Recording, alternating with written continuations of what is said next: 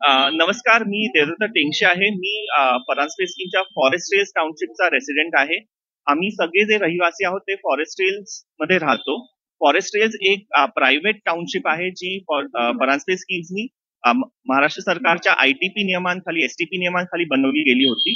आमचे जे डिमांड्स आहेत ते दोन मेजर आहेत. एक तर म्हणजे पाण्याशी संबंधित आहे, दुसरं विजेच्या पुरवठ्याशी संबंधित आहे. पाणी जे आहे ते आम्हाला जे मिळतं ते त्याचे रेट्स आम्हाला पुढे कळत नाहीत. आम्ही जेव्हा आलो 2012-13 साली तेव्हा 16 रुपये पर किलो लिटरनी आम्हाला बिल लावलं गेलं होतं. पुण्याच्या लोकांना म्युन्सिपालिटी साधारण 15 रुपये पर किलो लिटरनी लावते, बाकीचे टाउनशिप 20 रुपयांनी लावतात. पण हे 16 रुपयाचा रेट पण वाढत गेला. हळूहळू तो 35 पेक्षाही वर गेला. मग शेवटी तो 48 रुपीज पर किलो लिटर झाला. मागचे 8 वर्ष आम्ही 48 रुपीज पर किलो लिटर या हिशोबाने पाण्याचं बिल भरतोय. आणि आता मागच्या 2-3 महिन्यापूर्वी जे नवीन बिल आली पाण्याची त्याच्यामधले रेट्स खूपच वाढले आणि ते काही लोकांना 100 रुपये पर किलो लिटर ते काही लोकांना 200 रुपये पर किलो लिटर या हिशोबाने बिलं आली आहेत. तर आम्ही विचारतो की एवढे बिलांचे रेट्स कसे झाले, त्याचा फॉर्म्युला काय आहे. तर आम्हाला एवढंच पाहिजे की जे पाण्याचं बिल येतं ते रिझनेबल रेटनी असावं, ते बाकीच्या टाउनशिप म्युन्सिपालिटीच्या रेटच्या कंपॅरिझन मधच्या आसपास कुठेतरी असावं. दुसरं जो आमची डिमांड किंवा रिक्वेस्ट आहे ती आहे विजेच्या पुरवठ्याबद्दल. ITP नियमांखाली जो डेव्हलपर असतो त्याची रिस्पॉन्सिबिलिटी असते की वीज प्रोव्हाइड करणं, चांगली वीज, अनइंटरप्टेड वीज प्रोव्हाइड करणं. पण सत्य असं आहे की आज आम्हाला जवळजवळ दर दिवशी विजेची कपात होते. काही दिवस 4 तास, काही दिवस 5 तास आणि पावसाळ्याच्या वेळेला 2-2 दिवस पण वीज जाते. तर आमची एवढीच रिक्वेस्ट आहे की जे ITPच्या नियमांखाली जे डेव्हलपरची रिस्पॉन्सिबिलिटी आहे ते त्यांनी पुरी पाडावी. त्यांनी आम्हाला अनइंटरप्टेड वीज द्यायची सिच्युएशन करावी. आम्ही त्यांना त्यांच्याशी खूप वर्षांपासून बोलतोय. आजचीच ही डिमांड नाहीये. जेव्हा पाण्याचे रेट्स वाढले, जेव्हा बाकीचे प्रॉब्लेम्स आले, आम्ही परांजपेबरोबर 12 वर्षांपासून या गोष्टींवर डिस्कस करतोय, पण काही सोल्युशन निघालेलं नाही अजून. म्हणून आम्हाला इथे रस्त्यावर येऊन आमच्या डिमांड्स कराव्या लागतात. पाणी आणि वीज ही बेसिक नेसेसिटी आहे. बरोबर. त्याच्यामध्ये रेरा कुठपर्यंत अकाउंटिंग काय आहे की खूपसे आमचे जे अपार्टमेंट्स आणि हे होते ते 2015च्या आधी आलेले होते, म्हणून तेव्हा रेरा नव्हतं. रेरा बद्दल पण काय काय इश्यूज आहेत, पण ते आजच्या प्रोटेस्टचा सब्जेक्ट नाहीये. आम्ही फक्त आज जे सगळ्यात महत्वाचे बेसिक इश्यू म्हणतात तसं पाणी आणि वीज या दोन गोष्टींबद्दलच प्रोटेस्ट करायला आलेलो आहोत. ते पण आहेत, पण परत आज फक्त विजेचं आणि पाण्याच्या बद्दलच आम्ही बोलायला आलेलो आहोत. पूर्ण झाली नाही तुमचं पुढचं आम्ही काय जे वेगळे गव्हर्नमेंट अथॉरिटीज आहेत त्यांच्याकडे ऑलरेडी कंप्लेंट केलेली आहे. त्या कंप्लेंटवर आम्ही फॉलोअप घेणार आहोत. एका अथॉरिटीकडे हिअरिंग पण आहे जवळच शेड्यूल, तेव्हा आम्ही त्यांच्यासमोर पण आमचे हे विषय ठेवणार आहोत आणि आम्हाला त्यांच्याकडनं न्याय मिळेल अशी अपेक्षा आहे. सोसायटी आहे त्यामध्ये किती फ्लॅट काय ही एक टाउनशिप आहे, तिकडे वेगळे सोसायटीज आहेत. काही हाय राईज बिल्डिंग्स आहेत, जिकडे काही बंगले आहेत, काही वृद्धाश्रमासारखे आहेत. तर साधारण आता म्हणीन तर असे 5001 लोक राहतात. एवढी लोकांची आहे आणि नवीन पण बनतायत जिकडे आणखीन फ्लॅट्स वगैरे कन्स्ट्रक्शन आहे. डेव्हलपरचं तुमच्याबद्दल काय म्हणणं आहे ते तुम्ही त्यांना विचारू शकता. ज्येष्ठ नागरिक पण मोठ्या संख्येने उपस्थित आहेत. हो, ज्येष्ठ नागरिकांना यामुळे काय त्रास काय की फॉरेस्ट रेल्स मध्ये अथश्री नावाची ज्येष्ठ नागरिकांची सोसायटी आहे, जे ज्येष्ठ नागरिकांसाठी बनलेली आहे. आणि समजा पाणी नसेल, वीज नसेल तर त्यांना सगळ्यात जास्ती त्रास होतो. जे यंग लोक आहेत ते काय काय धावपळ करू शकतात, कुठेतरी दुसरीकडे जाऊ शकतात, पण जे वृद्ध आहेत त्यांना हलणं फिरणं कठीण. आम्ही पुणे महानगरपालिकेच्या बाहेर राहतो, त्याच्या हद्दीच्या बाहेर आहोत, म्हणून ते आमची अथॉरिटी नाहीये. PMRDA च्या खाली आम्ही येतो, म्हणून तिथे आम्ही कंप्लेंट्स केलेल्या आहेत. त्याची पण हिअरिंग येणारच आहे, तेव्हा आम्ही त्यांच्या समोर आमचे हे विषय ठेवू. फॉरेस्ट रेल ही अतिशय सुंदर अशी आम्ही डेव्हलप केलेली टाउनशिप आहे. जवळजवळ 4000 पेक्षा जास्त लोक तिथे वास्तव्याला आहेत. त्यातल्या काही मोजक्याच लोकांनी हे आंदोलन केलेलं आहे. आणि हे आंदोलन केलेलं याचं कारण असं आहे की ह्याच्यापैकी बहुतेक जण किंवा खूप जास्त लोक हे डिफॉल्टर आहेत. त्यांनी टाउनशिप मेंटेनन्स भरलेलं नाही आहे. टोटल टाउनशिप मेंटेनन्स ह्या फॉरेस्टेलमधून जवळजवळ 5,40,00,00,000 एवढी रिकव्हरी आहे त्यामध्ये, आणि अत्यंत अल्प दरात आम्ही चे चार्जेस करतो. नाममात्र म्हणजे ₹1 per square foot of carpet area per month असं आम्ही घेतो. कुठच्याही तऱ्हेचं त्यांच्याकडनं ॲडव्हान्स पैसे घेतलेले नाही, डिपॉझिट घेतलेलं नाही आहे. एक्सपेक्टेशन अशी आहे की लोकांनी योग्य वेळेस योग्य ते पैसे टाउनशिपचे भरावेत. बहुतांशी लोक ते भरतायतही आहेत, पण जे लोक गेले 10 वर्ष झाली किंवा त्याच्याहून अधिक काळ टाउनशिपचे मेंटेनन्स भरत नाही आहेत, आणि एवढा मोठा त्याचा आकडा झाल्यानंतर जे लोक प्रामाणिकपणे टाउनशिपचे पैसे भरत आहेत त्यांना साहजिकच असं वाटणं बरोबर आहे की आम्ही पैसे व्यवस्थित मेंटेनन्स करतोय, पण जे लोक भरत नाहीत त्यांच्या विरुद्ध तुम्ही काहीच गोष्टी करत नाहीये. तुम्ही 2-3 वेळा म्हटलात की थोडे लोक, ही जी थोडी लोक आहेत त्यांनी टाउनशिपचे जे काही चार्जेस आहेत ह्याच्यामधले बरेच जण, म्हणजे याच्यातले बहुसंख्य जण आज जे तुम्हाला आंदोलन करताना दिसले ते बहुसंख्य जण ते बंगल्यात राहतात. म्हणजे कुठच्याही तऱ्हेने म्हणजे ज्येष्ठ नागरिक किंवा म्हणजे छोटे फ्लॅट धारक आहेत, ते इनफॅक्ट सगळा मेंटेनन्स व्यवस्थित भरत आहेत. आणि ह्यांना असं वाटतं की विकसकावर प्रेशर देणं, अशा तऱ्हेचे आंदोलनं करणं, आणि त्यामुळे आपल्याला म्हणजे माफी मिळेल किंवा आपण आत्तापर्यंत डिफॉल्ट होतो ते विकसक पैसे मागणार नाहीत.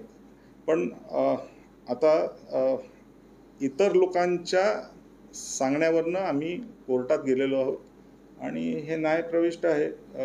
आमची बाजू रास्त आहे. कुठच्याही तऱ्हेची सर्व्हिस आम्ही थांबवलेली नाही.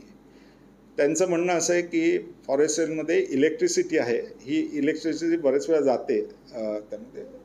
अर्थात त्याच्यात आमचा फार काही दोष आहे असं मला वाटत नाही, कारण काही MSRDCL ही वीज पुरवठा करते, त्यांच्यावर डायरेक्टली ती बिलिंग करते, आणि पिरंगूट किंवा त्या भागामध्ये भूगावच्या भागामध्ये थोडी विजेची कमतरता आहे, आणि त्यामुळे बरेच वेळा हा इश्यू येऊ शकतो.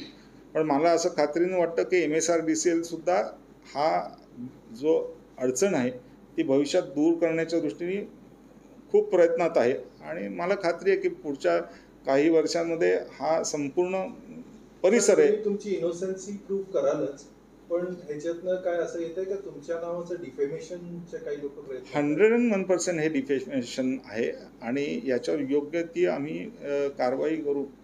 म्हणजे बहुतांशी लोक आर सो हॅपी तिथे, पण काही लोक ही त्यांना असं का वाटतं माहीत नाही की बिल्डरांना असं डिफेम केल्यानंतर आपलं कार्यभाग साधेल असं. सोसायटी नाहीये का? आहे ना, सोसायटी असते. अहो याच्यामध्ये सोसायटी आहे. ह्या सोसायटीच्या मॅनेजिंग कमिटी किंवा आम्ही टाउनशिप ॲडवायझरी कमिटी आहे, त्याच्यापैकी कोणीच नाही आहे. सोसायटीचे लोक त्यांच्यावर कारवाई नाही करत का डिफॉल्टर म्हणून? म्हणजे ज्यांनी पैसे भरलेत आणि त्यांना इथे बोलवलंय असं त्यांचं म्हणणं असं आहे की सोसायटीनी कलेक्ट नाही केले पाहिजेत, विकसकांनी केलं पाहिजे.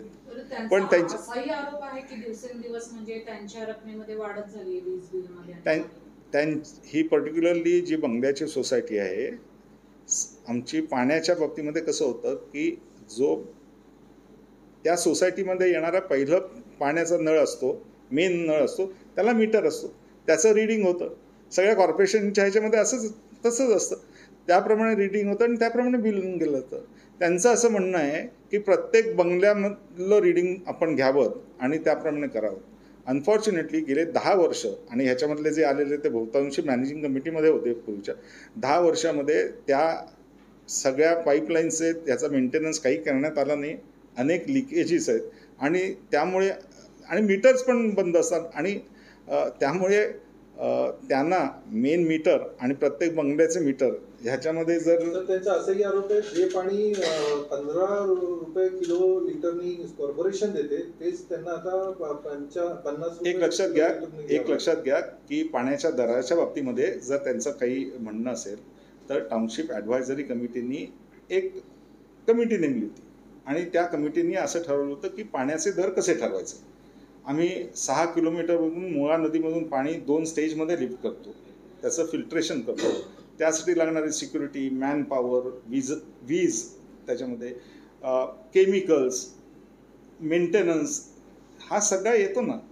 आणि म्हणजे आम्ही काही कॉर्पोरेशन नाही, आम्हाला काही सबसिडी नसते त्याच्याशी, आणि त्याप्रमाणे जे काही आम्हाला चार्जेस पडतात ते नॅचरली त्यांना लोड करणं, कारण का त्यांच्यासाठीच असतात, त्यांना लोड करणं हे क्रमपत्र आहे. आणि हे आम्ही नाही ठरवलेलं, ॲडवायझरी कमिटीने एक सिस्टीम लावून दिलेली आहे, त्याप्रमाणे बिलं केलेली आहेत. पण काही सोसायट्यांमध्ये प्रचंड लिकेजेस आहेत, आम्हाला तिथे आतमध्ये पण जाऊन देत नाहीत ते, त्याच्यामध्ये ती रिपेअर करण्याची पण जबाबदारी त्यांची आहे.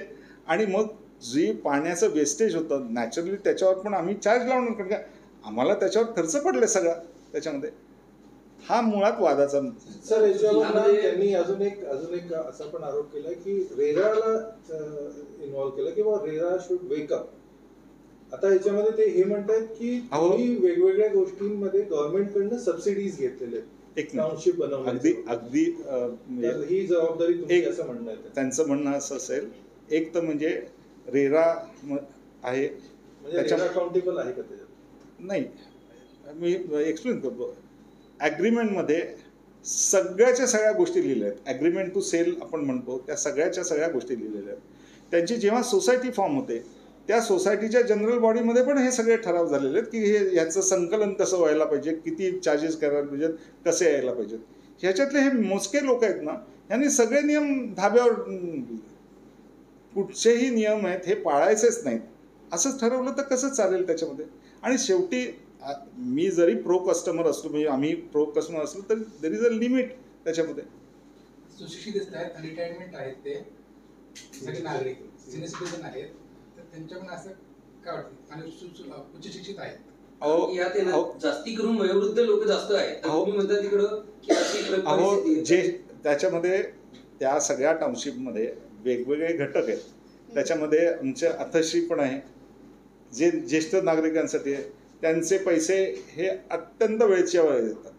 त्यामध्ये 1 बेडरूम फ्लॅट जे म्हणतो तसे पण आहेत, त्यांचेही पैसे मोस्टली वेळच्या वेळेस येतात.